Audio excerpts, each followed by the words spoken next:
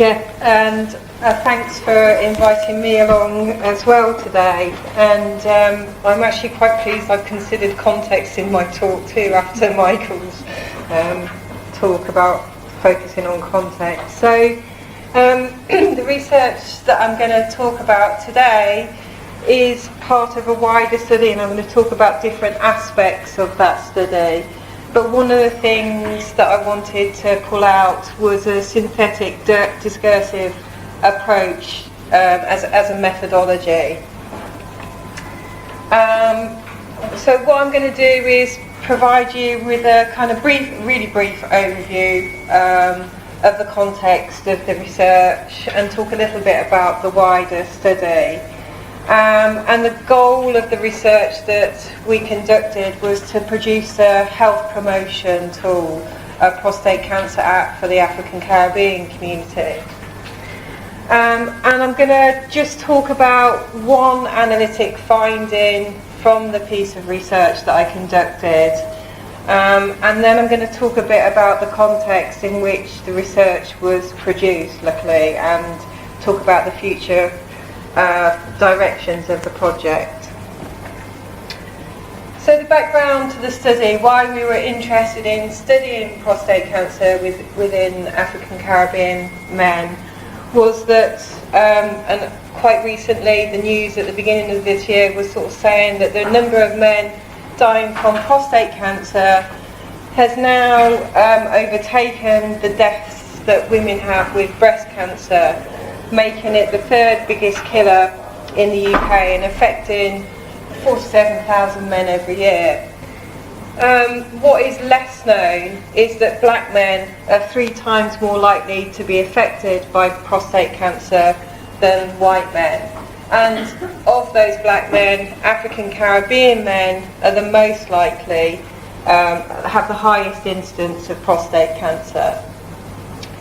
But only 1 in 4 black men are aware of the higher risk that they face.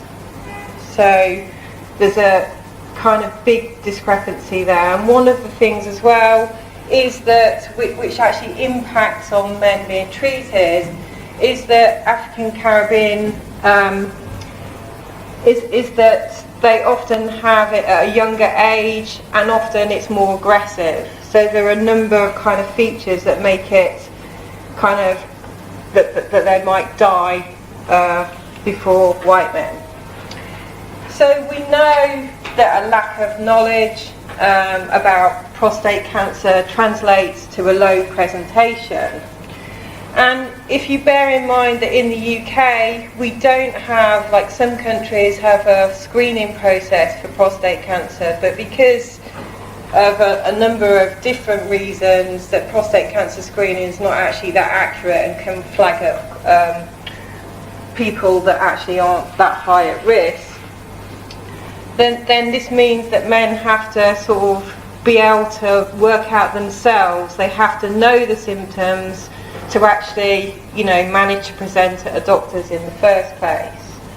And there are a number, previous researchers have talked about a number of different barriers to presentation, and these include low socio-economic status, a mistrust in the health service, and this is, there are historical reasons why this is. Also poor communication between doctors and patients, and also the kind of fear that if you find out you've got prostate cancer, the consequences of having treatment for cancer are actually sort of quite traumatic. And there's the humiliation and also the sort of fear of cancer itself.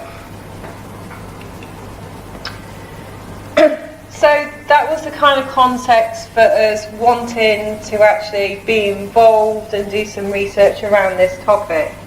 The study that I'm going to talk about was part of a much wider study that we were involved in. It was a multidisciplinary study from members of Nottingham Trent University, where I'm based, the Computing and Technology Department. So those are the guys that were kind of working on the prostate cancer app, that we produced. John Van Geest Cancer Centre research, they're going to do some genetic testing of the men. In fact, one of the things that's quite amused me is that actually the men that we've been working with, they really love going to the John Van Geest Cancer Centre, and I think they kind of believe in all the medical stuff a lot more than all the kind of other stuff. They are very invested in the work that we're doing, but I think that the kind of science and the genetic stuff is very appealing to them. And we also worked with Rose Thompson from BMA Cancer Communities and an African Caribbean prostate cancer support group. And they put us in touch with an actor, Lisa Jackson, from Mona Lisa Productions, who helped us produce the sort of visual and the voices for the apps. So our goal in this research that we were conducting was to produce a mobile application to raise awareness for prostate cancer. Also, you know, part of that was addressing the barriers that the men face and alerting men to their individual risk. So at the start of the study, one of the things that I did as the psychologist on the team was interview 10 men with prostate cancer and 10 men without prostate cancer, African Caribbean men. And also a couple of focus groups with community initiatives that were involved in kind of working from the ground up. So people with invested interest in cancer and prostate cancer. I was supported by the African Caribbean community at every step of the way. Particularly with recruitment, but also the kind of groundwork and the feedback, and the community was key to the success of the project, and I'll talk about that a bit more later on. So within the interviews that I undertook, I covered issues such as I wanted to know what levels of prostate cancer awareness they had, whether they perceived that there were any barriers to going to get help. And also for the men that had prostate cancer, I was interested in, you know, the treatment and the recovery process that they went through, because we also wanted to put some information on the app about, you know, how to kind of go through that process. And one of the key things that I wanted to know was, so I could feed back to my colleagues who were actually producing the mobile application, was I wanted their advice on what was the best way, you know, how should we frame it, what was the best route to go by, because there's no point producing a health promotion tool that the community isn't going to use. Before I started conducting the interviews, I became aware kind of relatively early on that there was some kind of joke that at first I wasn't quite sure what it was, and then I became to realise quite quickly, and this is the focus of the kind of analysis that I'm going to be talking to you about, is that there was some issue with the digital rectal exam. Now, I don't think anybody particularly wants a digital rectal exam, but in the community there was a lot of laughter around this and kind of joking around it and treating it as something that was actually difficult within the community. So I wanted an approach that could capture that kind of broader sort of stuff that was going on, that was being oriented to, but not actually made explicit. I'm a discursive psychologist anyway, so I was pretty much going to do something discursive anyway.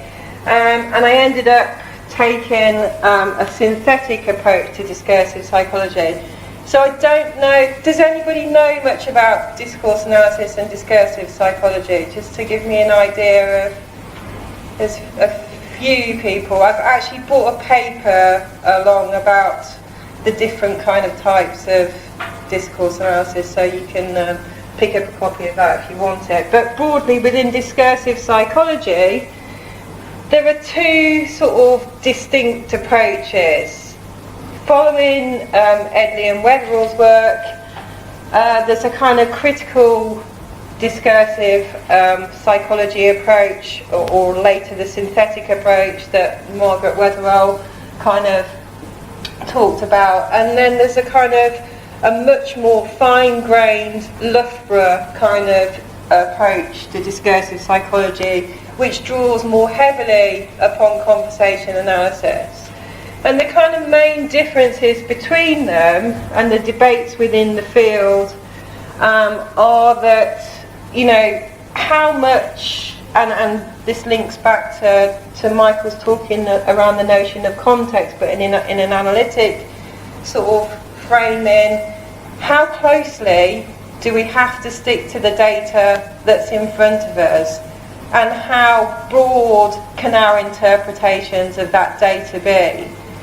So that's one of the kind of issues, the analytic lens that you take onto the data that you look at, and linked to that are the analytic concepts that you might employ when you're working with that data that fits with those two approaches. The Loughborough school are also very anti-interviews, and there are valid arguments for why they have those strong views on that. And if you want to look those up, there's a paper by Potter and Hepburn, it's 205, I think, 2005, that is quite a nice kind of discussion of that topic. I'm actually using interviews in this, and I actually think interviews are really interesting, although I do understand the critiques around them. So the synthetic approach specified by Wetherell in 1998, to look at that kind of broader context that I was interested in, is this notion of interpretive repertoires. And what we mean by interpretive repertoires are recognisable arguments, descriptions and evaluations of events and phenomena. In some ways they're like the building blocks of language. They're the kind of stuff that everybody knows, that you're sort of familiar with, that in any particular kind of cultural context. As Michael mentioned in his talk, the concept of subject positions.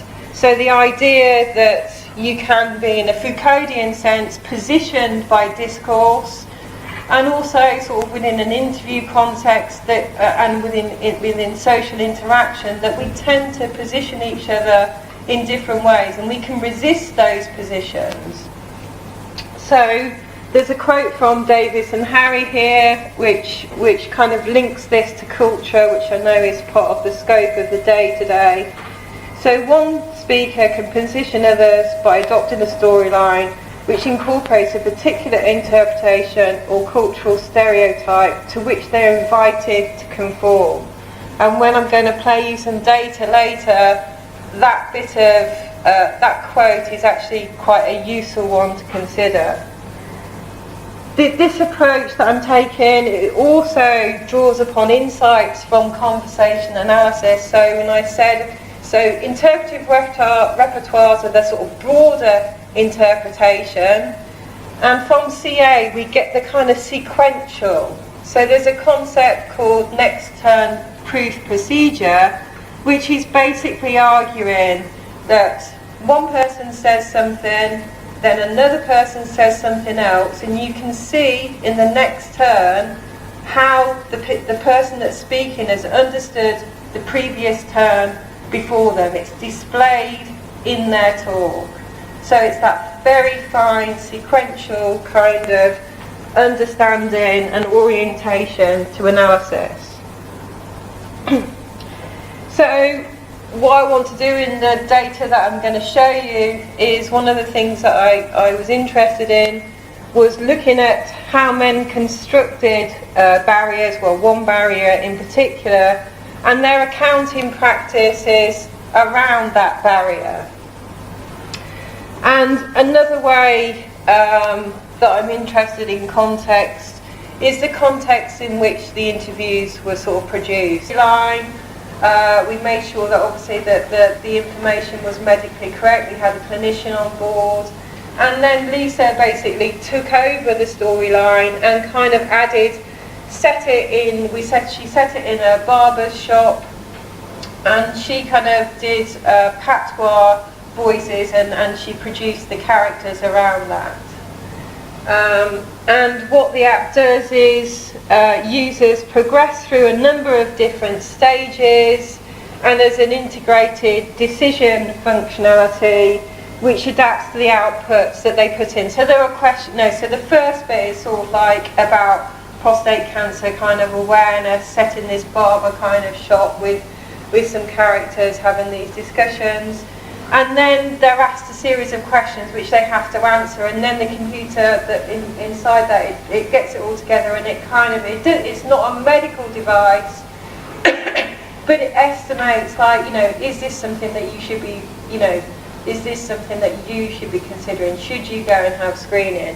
And it also sort of discusses the barriers and addresses those.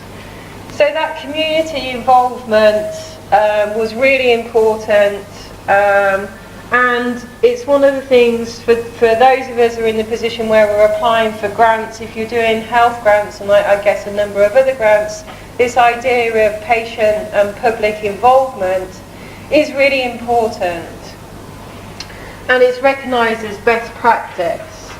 And drawing upon black champions, I've got back champions there, but it's black champions, I noticed that on the train on the way here, to provide culturally relevant information, and obviously sort of providing culturally sensitive graphics within that.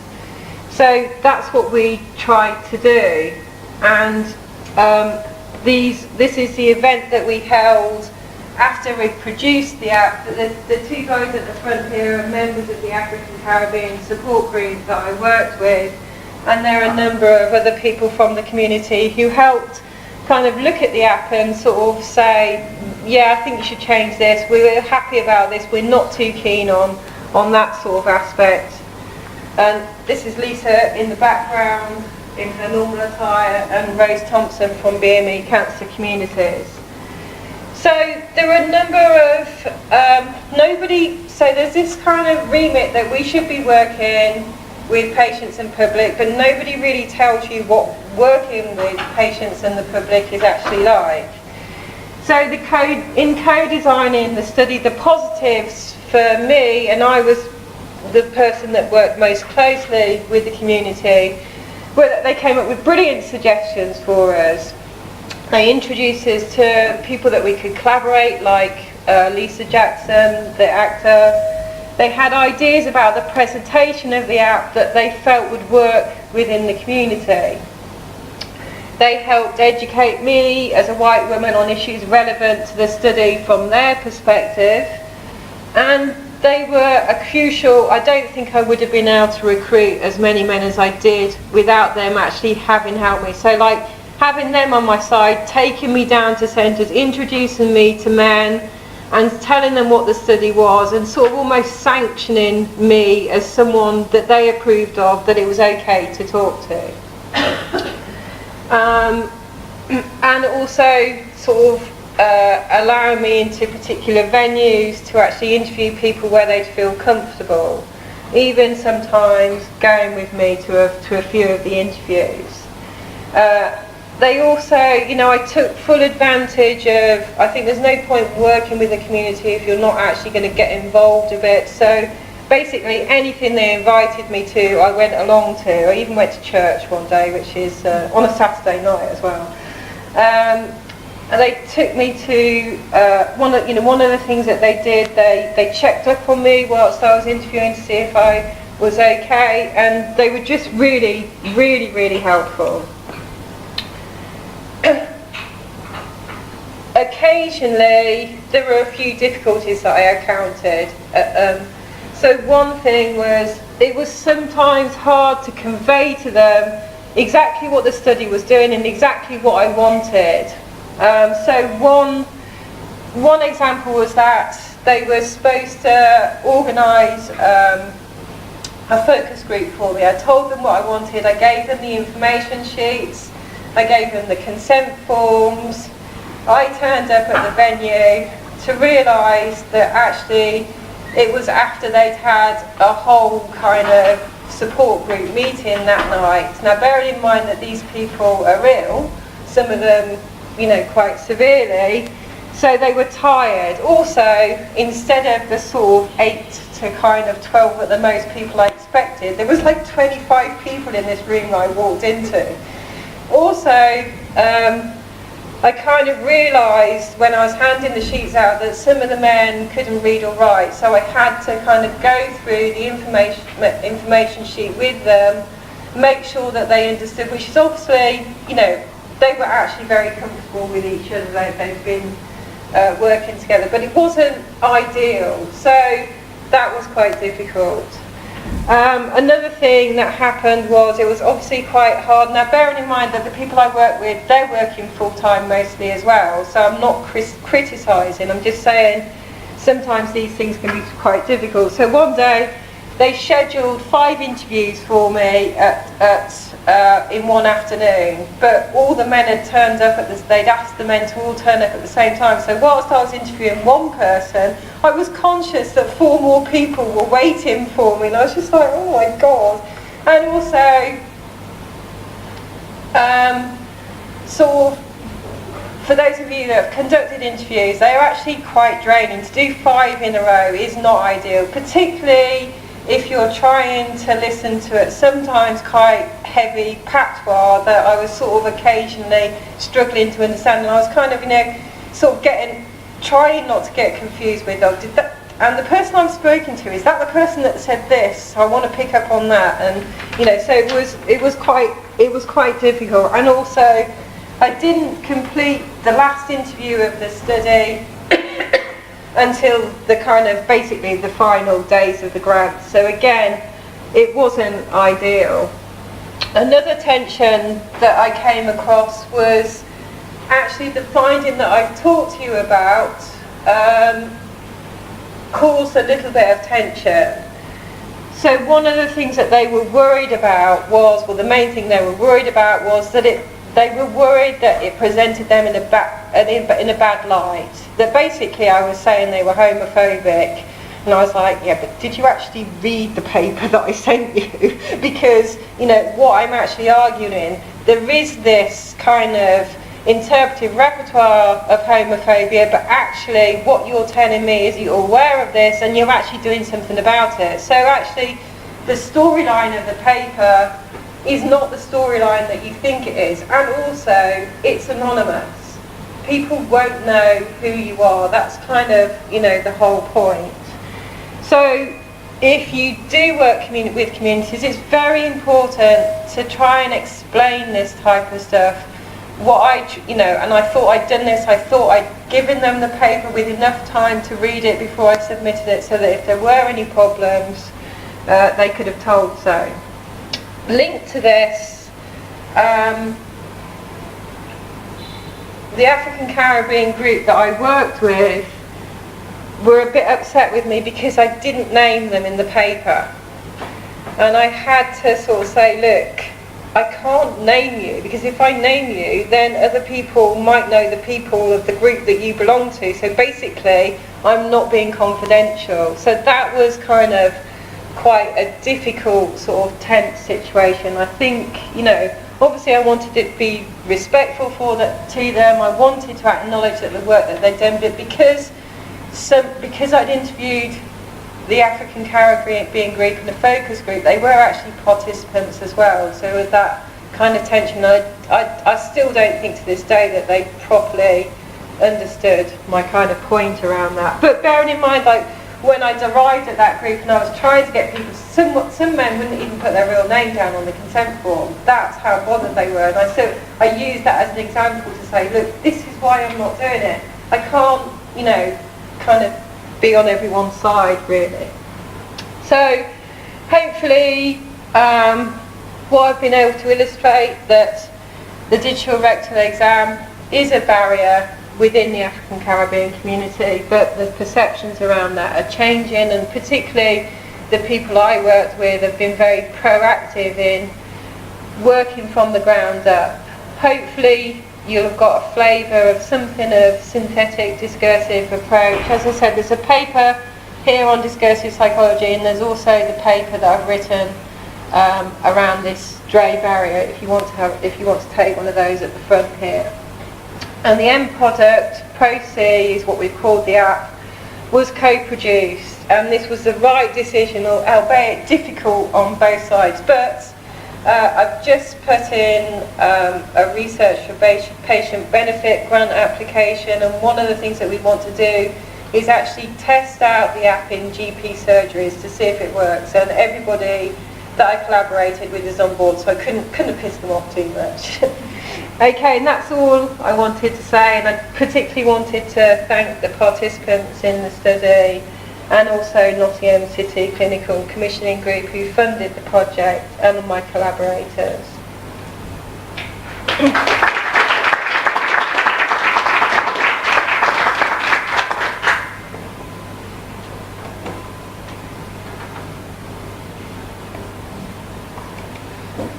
So anybody got any questions?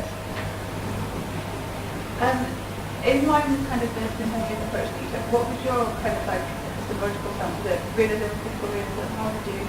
I'm a relativist. Sorry. Yeah.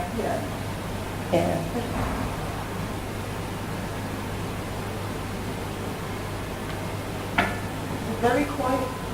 I'm just going to ask a question.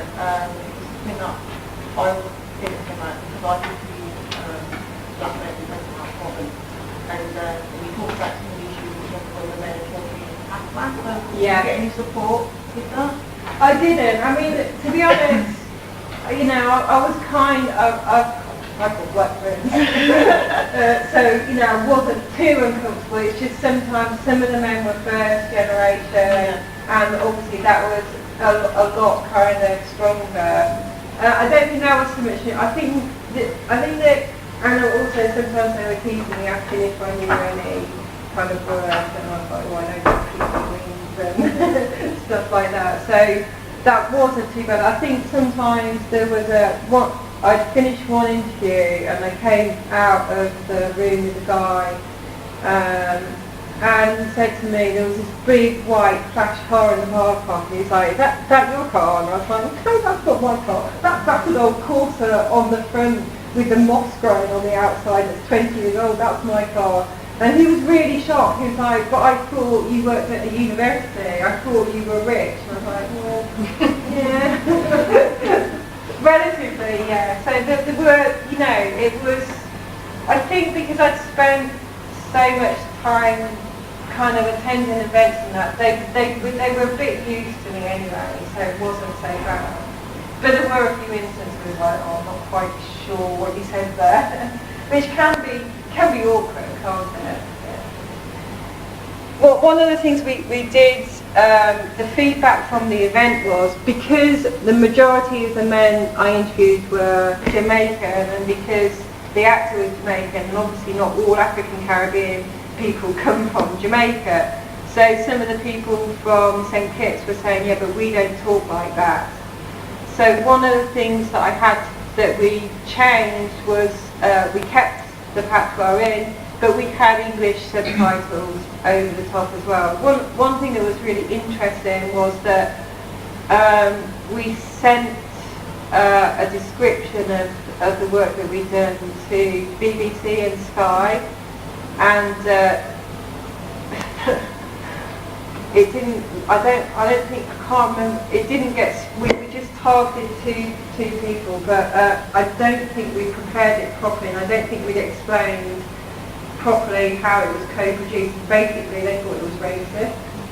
And actually, when I've given the talk, I gave the talk at the University of Derby, and there was a Caribbean academic there were two Caribbean academics in the audience, a woman and a man, and the woman came up to me and she said, I'm really glad you've done this sort of work, and the man sort of seemed very positive about it, and then actually afterwards, through my friend who's the head of psychology at Derby, apparently he said that it was rubbish what I was saying, and that it wasn't true, and I think there was a bit of that, we don't want to be presented in a bad light way as well, so it's kind of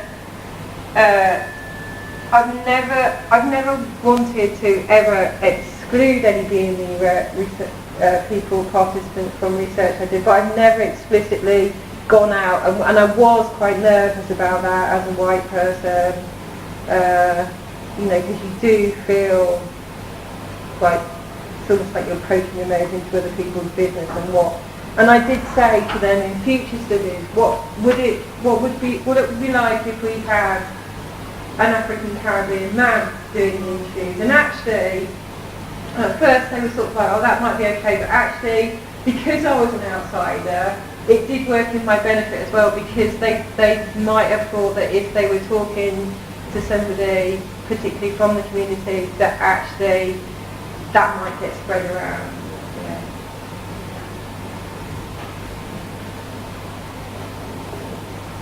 Yeah.